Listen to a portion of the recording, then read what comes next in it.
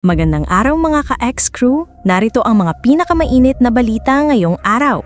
Una sa ating balita, nag-volunteer si Presidential Advisor for Poverty Alleviation Larry Gadon na maging referee sa boxing match ng PNP Chief Nicolas Torre at Davao City Vice Mayor Sebastian Duterte.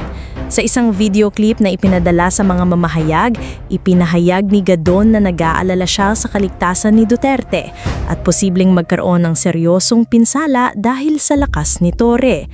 Ayon pa kay Gadon, may iniinom daw na kape si Torre na nagbibigay ng lakas sa kanya, kaya siya ay nag-aalala na baka masyadong magpumilit si Torre. Sinabi rin ni Gadon na kung siya ang magiging referee, pipigilan niya si Torre kung sakaling maging delikado ang laban. Samantala, ang bagyong Emong ay patuloy na lumalakas at nagdudulot ng matinding epekto sa ilang bahagi ng Luzon.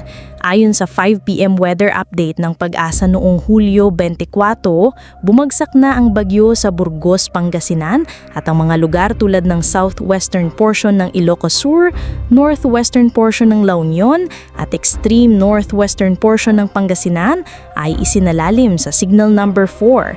Inaasahang patuloy pang tataas ang lakas ng hangin na nagdudulot ng panganib sa mga apektadong lugar. Habang ang isang menor de edad sa Davao Oriental ay nasagip ng NBI mula sa online exploitation, iniulat din na isang online account na Ate Bibian ang nagbebenta ng child sexual abuse materials at napatunayan ng NBI na ang suspect ay nagngangalang Jackie.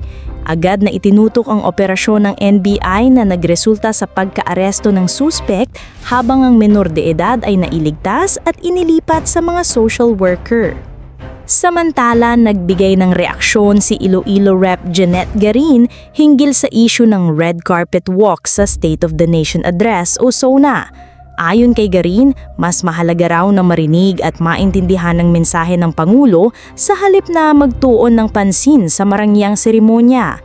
Iminungkahi ni Garin na maging simple lang ang SONA at tutukan ng mga problema na kinakaharap ng mga pamilya na naapektuhan ng mga bagyo.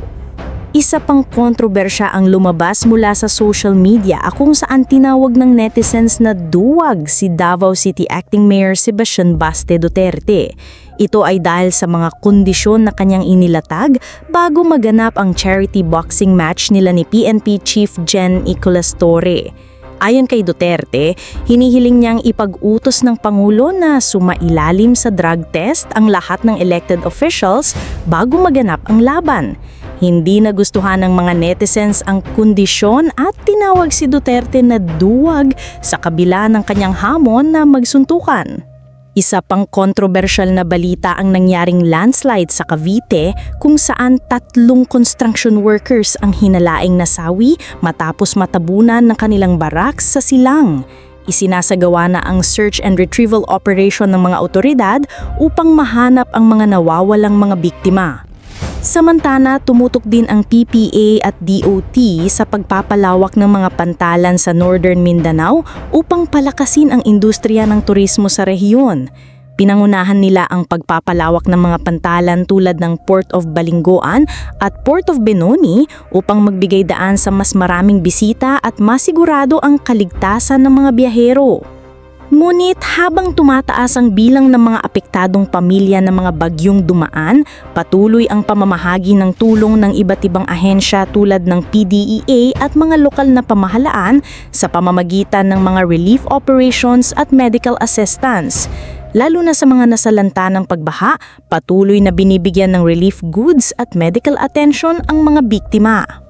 Kasunod ng pagbaha at patuloy na pagbagsak ng ulan, nagpasya ang Department of Interior and Local Government o DIL na suspendihin ang mga klase sa iba't ibang lugar sa bansa tulad ng Bataan, Bulacan, Pampanga at marami pang iba upang matiyak ang kaligtasan ng mga mag-aaral. Sa kabila ng mga kalamidad, patuloy ang gobyerno sa pagmomonitor ng mga presyo ng mga bilihin at binabantayan ang mga stock ng mga pangunahing pangangailangan upang maiwasan ang anumang pang-aabuso sa mga presyo.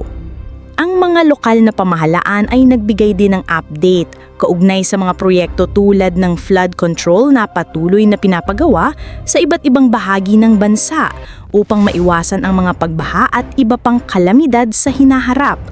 Ngunit sa kabila ng mga pagsusumikap, may mga reklamo tungkol sa pagkaantala ng mga proyekto tulad ng sa Las Piñas, kung saan binanggit ng lokal na mambabatas ang mga issue sa naunang flood control project na nagkakahalaga ng 2.5 billion pesos.